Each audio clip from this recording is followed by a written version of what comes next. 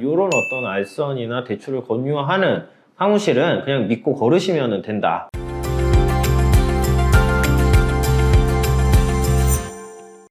안녕하세요. 개인회생길잡이 김은천 변호사입니다.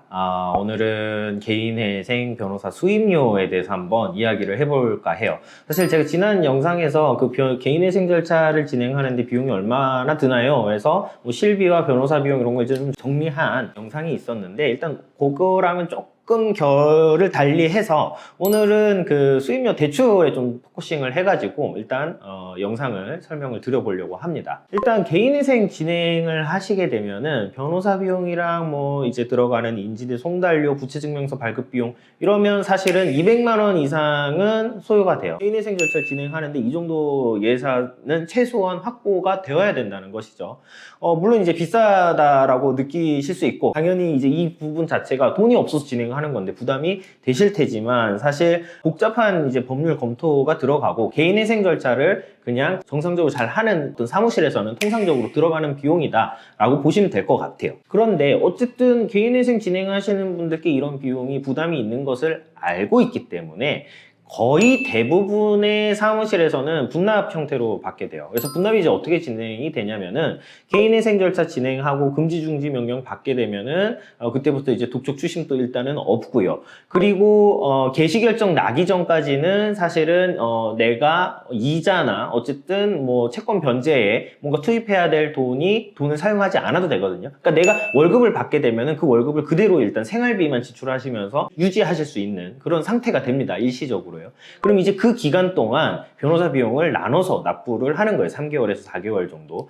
그래서 어쨌든 내가 버는 소득 내에서 해결을 할 수 있도록 좀 그렇게 안내를 해드립니다. 그런데 문제는 이제 그런 어떤 개인회생 절차를 진행하기 위한 변호사 비용을 납부하기 어려워요 라고 하면 너무 걱정하지 마세요. 저희가 요거 좀 대출을 좀 알선을 해드릴게요. 혹은 요거 대출 기간이 있는데 여기 통해서 대출 받으시면 돼요 라고 소개를 하는 그런 사무실들이 있어요. 보통 이제 사무장들이 운영하는 사무실들이 그런데, 이런 경우에는 이제 구조가 어떻게 되냐면은 대출 기간에서 돈을 바로 변호사 사무실로 수임료로 싸주게 되고, 그러면 대출기관과 채무자 사이에서는 새로운 대출 계약을 체결을 한 거죠. 그럼 채무자는 그거를 이제 갚아 나가야 되는 겁니다.